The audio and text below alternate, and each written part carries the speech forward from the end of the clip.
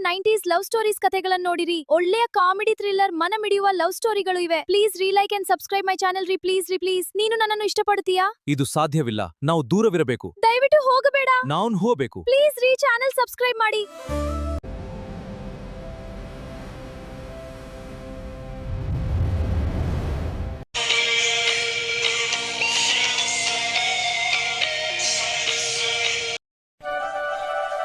ಹೇಳಿ ಮೇಡಮ್, ಈ ಘಟನೆ ಯಾವಾಗ ನಡೆಯಿತು? ಹೇಳಿ. ಏನಾದ್ರೂ ಆ ಪಾಪು ಏನಾದ್ರೂ ಸುಳಿವು ಕೊಟ್ಟಿತ್ತ ನಿಮ್ಗೆ? ಅಯ್ಯೋ, ನಮ್ಮನ್ನು ಬಿಟ್ಟು ಬಿಡಿ. ಯಾಕೆ ನಮ್ಮನ್ನ ಇಷ್ಟು ಕಾಡ್ತಾ ಇದ್ದೀರಾ? ಅದು ನಿಮ್ ಬೇಜಾರು ಮಾಡಬೇಕು ಅಂತ ಏನು ಉದ್ದೇಶ ಇಲ್ಲ ಮೇಡಮ್. ಆದ್ರೆ ವಿಷಯ ಈ ಘಟನೆ ನಮ್ಮ ಟಿವಿಲಿ ಹಾಕಿದೆ. ನಮ್ಮ ಟಿವಿದು ಸ್ವಲ್ಪ TRP ಎಲ್ಲ ಮುಂದೋಗುತ್ತಲ್ಲ ಮೇಡಮ್. ಪ್ಲೀಸ್ ಹೇಳಿ ಮೇಡಮ್. ನಿಮ್ ಒಂದಿಷ್ಟು ಮಾನ್ಯತೆ ಇಲ್ವೇನ್ರಿ? ಮಗು ಕಳ್ಕೊಂಡು ಇಷ್ಟು ದುಃಖದಲ್ಲಿದ್ದೀರಿ, ಆದ್ರೂ ಈ ಮಾತುಗಳು ಬೇಕಾ?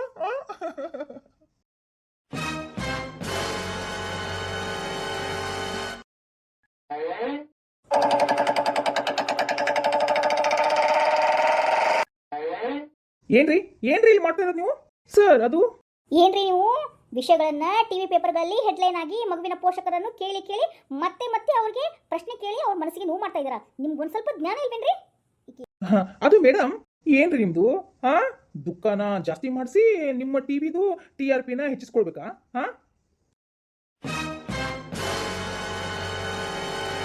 ಅದು ಸರ್ ಹಾಗಲ್ಲ. ಹೌದು, ಮಗುವನ್ನು ಕೊಂದವರನ್ನು ಯಾವಾಗ ಪತ್ತೆ ಹಚ್ತೀರಾ? ಮೇಡಮ್, ಈ ಪ್ರಕರಣದ ಬಗ್ಗೆ ನಿಮ್ಮ ಅಭಿಪ್ರಾಯ ಏನು?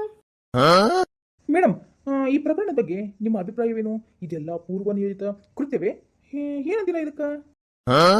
ಹೌದು, ಈ ರೀತಿ ಅತ್ಯಾಚಾರ ಮಾಡಿ ಮಗುವನ್ನು ಯಾರು ಕೊಂದಿರಬಹುದು? ಮಗುವಿನ ಮೇಲೆ ಅತ್ಯಾಚಾರ ಮಾಡಿದ ನಂತರ ಆ ವಿಷಯ ಮಗು ಬೇರೆಯವರಿಗೆ ಏನಾದ್ರೂ ಹೇಳಿದೆಯಾ? ಪ್ಲೀಸ್ ಹೇಳಿ ಮೇಡಮ್. ನನಗೂ ಇದೇ ಡೌಟ್ ಇರೋದು. ನನಗನ್ಸುತ್ತೆ ಅತ್ಯಾಚಾರ ಮಾಡಿದಾಗ ಎಲ್ಲಾದ್ರೂ ಮಗು ಈ ವಿಷಯ ತನ್ನ ತಂದೆ ತಾಯಿಗೆ ಹೇಳ್ತೈತಿ ಅಂತಂದು ಅದಕ್ಕೇನೆ ಕೊಲೆ ಮಾಡಿರ್ಬೋದು. ನಿಮ್ಮ ಅಭಿಪ್ರಾಯ ಏನು ಮೇಡಮ್? ಅಯ್ಯೋ, ನೀವೀಗ ಬಾಯಿ ಮುಚ್ಕೊಂಡಿದ್ರೆ ಹೆಂಗ್ರಿ? ನಿಮ್ಗೆ ಈ ಪ್ರಕರಣದ ಬಗ್ಗೆ ಪೂರ್ತಿ ಮಾಹಿತಿನ ಕೊಟ್ರೆ ನಮ್ಗೆ ಸ್ವಲ್ಪ ಅನುಕೂಲ ಆಗುತ್ತಾ?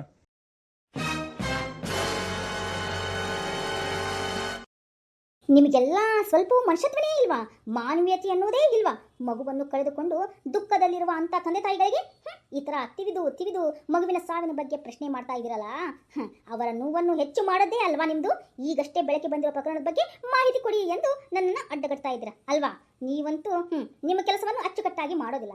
ನಮಗಾದ್ರೂ ನಮ್ಮ ಕೆಲಸವನ್ನು ಮಾಡಲು ಬಿಡಿ. ನಿಮ್ಮ ಮನೆಯ ಮಕ್ಕಳಿಗೂ ಇದೇ ರೀತಿಯಾಗಿ ನಿಮ್ಮ ಮನೆಯಲ್ಲೂ ಇದೇ ರೀತಿ ಸಾವು ಸಂಭವಿಸಿದಾಗ ನಿಮ್ಮ ಮನೆಯವ್ರನ್ನೂ ಕೂಡ ಇದೇ ರೀತಿ ಕೇಳ್ತೀರೇನ್ರಿ? ಅದೇ ಚುಚ್ಚಿ ಪ್ರಶ್ನೆ ಮಾಡಿ ನಿಮ್ಮ TRPನ ಹೆಚ್ಚು ಮಾಡ್ಕೊತೀರಾ? ನಿಮ್ಮ ಇದು ಯಾವಾಗಲೂ ಬರೀ ನಿಮ್ಮ ಲಾಭಕ್ಕೆ ಯೋಚನೆ ಮಾಡ್ತೀರಾ ಹೊರತು ಬೇರೆಯವರ ಭಾವನೆಗಳಿಗೆ ಬೆಲೆನೇ ಕೊಡೋದಿಲ್ಲ ನೀವು.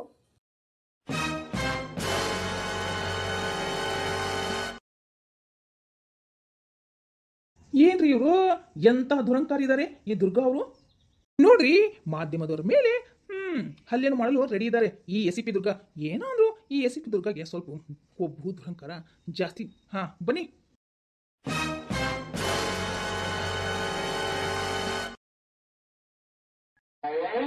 ನೋಡಿ ಸರ್, ಎಂತಹ ಒಂದು ಪರಿಸ್ಥಿತಿ. ಒಂದಿಷ್ಟು ಸಂಸ್ಥೆಗಳು ದಾರಿಯಲ್ಲಿ ಕ್ಯಾಂಡಲ್ ಹಿಡ್ಕೊಂಡು ನಿಶಾಳ ಸಾವಿಗೆ ನ್ಯಾಯ ದೊರಕಿಸಿಕೊಡಿ ಎಂದು ಮೌನ ಪ್ರತಿಭಟನೆ ಮಾಡಿದರೆ, ಇನ್ನೂ ಕೆಲವೊಂದು ಸಂಸ್ಥೆಗಳು ಆದಷ್ಟು ಬೇಗ ಪ್ರಕರಣವನ್ನು ಭೇದಿಸಿ ಮಗುವಿನ ಸಾವಿಗೆ ನ್ಯಾಯ ದೊರಕಿಸಿಕೊಡಿ ಎಂದು ಮನವಿ ಪತ್ರ ಕೊಡ್ತಾ ಇದ್ರೆ, ಯಾರೋ ಪ್ರಶ್ನೆ ಮಾಡಲಿ ಬಿಡಲಿ, ಯಾರು ಮನವಿ ಪತ್ರ ಕೊಡಲಿ ಬಿಡಲಿ ಅಂತ ಒಂದು TRPಯನ್ನು ಹೆಚ್ಚಿಸಿಕೊಳ್ಳುವಂತಹ ಈ ಮಾಧ್ಯಮದವರು ಇಂಥ ಪೋಷಕರಿಗೆ ನೋವನ್ನು ಕೊಡ್ತಾ ಇದ್ದಾರೆ. ಎಂಥ ಪರಿಸ್ಥಿತಿ ಅಲ್ವಾ sir?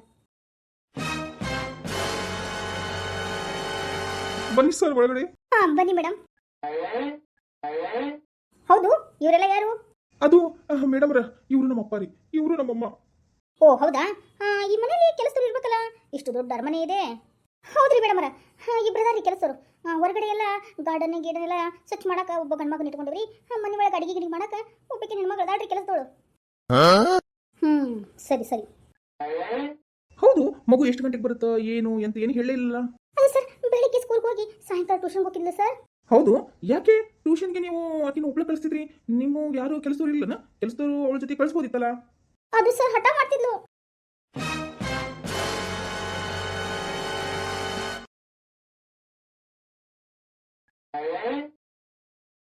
Any information? No sir. ಸರಿ, ನಿಮ್ಮ ಮಗು ಯಾವ ಸ್ಕೂಲಲ್ಲಿ ಕಲಿತಾ ಇರೋದು ಅಂತ ಹೇಳಿದ್ದು? ವಿದ್ಯಾ ವಿಕಾಸ್ ಸ್ಕೂಲ್. ಸರಿ. ಯಾವುದೇ ಇನ್ಫಾರ್ಮೇಶನ್ ಈ ಮನೆಯಲ್ಲಿ ಏನೂ ಸಿಗಲೇ ಇಲ್ಲ. ಹೌದು, ನೀವು ಆ ಹುಡುಗಿ ರೂಮ್ ಚೆಕ್ ಮಾಡಿದ್ರಲ್ಲ? ಹೌದು ಸರ್, ಆದರೂ ಅಲ್ಲಿ ಇವಾಗ ಸ್ಕೂಲ್ಗೆ ಹೋಗೋದು ಬೆಟರ್ ಅನ್ಸುತ್ತೆ ಸರ್. ಅಲ್ಲಿ ನಾವು ಸ್ವಲ್ಪ ಇನ್ಫಾರ್ಮೇಷನ್ ಕಲೆಕ್ಟ್ ಹಾಕ್ಬೋದಲ್ಲ. ಹಾಂ ನಡೀರಿ ಹೋಗೋಣ.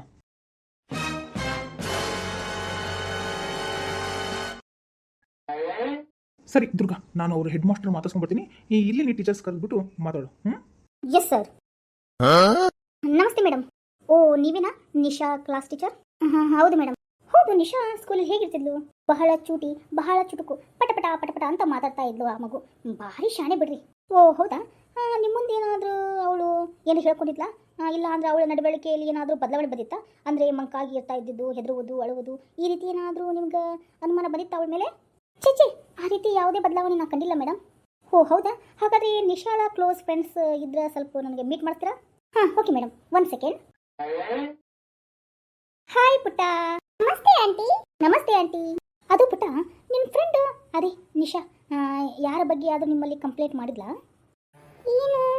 ಅದು ಪುಟ್ಟ, ಆ ಅಂಕಲ್ ಸರಿ ಇಲ್ಲ, ನನಗೆ ಜೋರು ಮಾಡ್ತಾರೆ, ಹೊಡಿತಾರೆ, ಬೈತಾರೆ, ಮೈ ಮುಡ್ತಾರೆ ಅಂತ ಏನಾದರೂ ನಿಮ್ಮ ಜೊತೆ ಮಾತಾಡಿದ್ಲಾ ಅಂತ. ಇಲ್ಲ aunty.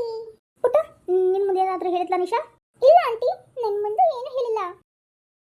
Hi. Hi uncle. Durga, ಏನಾದರೂ ವಿಷಯ? No sir.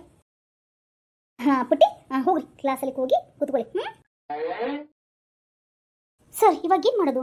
ನನಗೂ ಏನು ಮಾಡಬೇಕಂತ ಗೊತ್ತಾಗ್ತಾ ಇಲ್ಲ. ಆದರೆ ಹೆಡ್ ಮಾಸ್ಟರ್ ಹೇಳಿದ್ರು ಇಲ್ಲೊಂದು CC ಕ್ಯಾಮ್ರಾ ಇದೆ ಅಂತೆ. ಅದೇ ಇಲ್ಲೊಂದು ಪಕ್ಕದ ಮನೆ ಇದೆಯಲ್ಲ, ಆ ಮನೇಲಿ ಹಾಕಿರ್ತಾರಂತೆ. ಅದನ್ನ ನೋಡಬೇಕು. ನಾವು ಅವ್ರನ್ನ ಹೋಗಿ ಕೇಳಿ ಫುಟೇಜ್ನ ಚೆಕ್ ಮಾಡಿದ್ರೆ ಸರಿ ಹೋಗುತ್ತೆ. ಸರ್ ಯಾರು ಕಾಣ್ತಾನೆ ಇಲ್ಲ. ಒಳಗಿರ್ತಾರೆ. Excuse me. ಎಸ್ ಹೇಳಿ. ಹಾಂ ನಮಸ್ಕಾರ ಸರ್. ಹಾಂ ಮೇಡಮ್. ಹಾಂ ನಮಸ್ಕಾರ ಮೇಡಮ್. ನಿಮ್ಮ ಮನೇಲಿ CCTV ಕ್ಯಾಮ್ರಾ ಹಾಕ್ಸಿದ್ರಂತ ನಮಗೆ ಇನ್ಫಾರ್ಮೇಷನ್ ಬಂತು. ಸೊ ಅದನ್ನು ಚೆಕ್ ಮಾಡಬೇಕಾಗಿತ್ತು. ಫುಟೇಜ್ನ ಸ್ವಲ್ಪ ಹೆಲ್ಪ್ ಮಾಡೋಕ್ಕಾಗುತ್ತಾ? Oh it's okay madam. ಹಾಂ ಬನ್ನಿ ಕೂತ್ಕೊ ಬನ್ನಿ. No thank you. ಇವಾಗ ನನಗೆ ತುಂಬ ಅರ್ಜೆಂಟ್ ಇದೆ. ಪ್ಲೀಸ್ ಸ್ವಲ್ಪ ಹೆಲ್ಪ್ ಮಾಡಿ, ಸಹಕರಿಸಿ. ಹಾಂ ಓಕೆ ಮೇಡಮ್, ಬನ್ನಿ. ಮೇಡಮ್ ನೋಡ್ತಾ ಇರಿ, ನೀವು ಫುಟೇಜ್ನ ಚೆಕ್ ಮಾಡ್ತಾ ಇರಿ. ನಾ ಹೋಗ್ಬಿಟ್ಟು ನಿಮಗೆ ಜ್ಯೂಸ್ ಮಾಡ್ಕೊಂಡು ಬರ್ತೀನಿ. No thanks. ಸರ್ ಒಂದು ನಿಮಿಷ ಸರ್, ನೀವು ಫುಟೇಜ್ ಚೆಕ್ ಮಾಡಿದ್ಲ, ನಾ ಹೋಗ್ಬಿಟ್ಟು ಮಾಡ್ಕೊಂಡು ಬರ್ತೀನಿ ಜ್ಯೂಸ್ನ. ಓಕೆನಾ? ಏನಿಲ್ಲ, ಒಂದು ಸ್ವಲ್ಪ ಲೆಮನ್ ಜ್ಯೂಸ್ ಮಾಡ್ಕೊಂಡು ಬರ್ತೀನಿ. ಓಕೆನಾ ಸರ್? ಹಾಂ ಸರಿ, ಓಕೆ.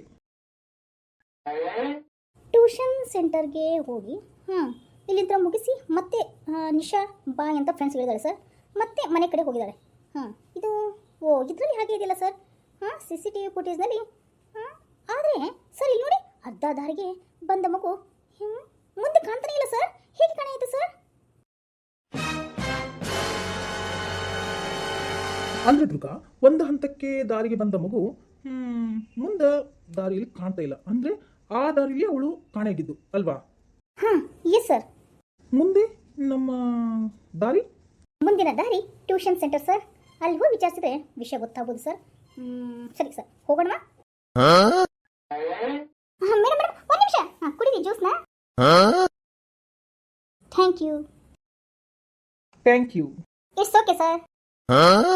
ಅಂದಿನ CCTV ಫುಟೇಜ್ ಚೆಕ್ ಮಾಡಿ ಮತ್ತೆ ಅವರಿಬ್ಬರು ಹೋಗಿದ್ದು ಮಗುವಿನ ಟ್ಯೂಷನ್ ಸೆಂಟರ್ಗೆ. ಅಲ್ಲಿಯೂ ಕೂಡ ಅವರಿಬ್ಬರಿಗೂ ಯಾವುದೇ ಮಾಹಿತಿ ಸಿಗಲಿಲ್ಲ. CCTV ಚೆಕ್ ಮಾಡಿದಾಗ ಟ್ಯೂಷನ್ ಮುಗಿಸಿದ ನಿಶಾ ತನ್ನ ಫ್ರೆಂಡ್ಸ್ಗೆ ಬಾ ಹೇಳಿ ಅಲ್ಲಿಂದ ಖುಷಿಯಿಂದಾಗಿಯೇ ಮನೆಗೆ ಹೊರಟಿದ್ದಾಳೆ. ಆದರೆ ದಾರಿ ಉದ್ದಕ್ಕೂ ಒಂದಿಷ್ಟು CCTV ಫುಟೇಜ್ಗಳನ್ನು ನೋಡಿದರೂ ಕೂಡ ಒಂದು ಹಂತದ ರಸ್ತೆಯ ನಂತರ ಯಾರಿಗೂ ಯಾವುದೇ CCTV ಫುಟೇಜ್ ಸಿಗಲಿಲ್ಲ. ಹಾಗಾಗಿ ಅರ್ಧ ದಾರಿಗೆ ಬಂದ ಆ ಮಗು ಹೇಗೆ ಕಾಣೆಯಾಗಿ ಈ ಸ್ಥಿತಿಗೆ ತಲುಪಿದಳು ಎನ್ನುವ ಪ್ರಶ್ನೆ ಅವರಿಗೆ ಕೊರಿತಾ ಇದೆ. ಆದರೆ ಉತ್ತರ ಇನ್ನೂ ಸಿಗಲಿಲ್ಲ.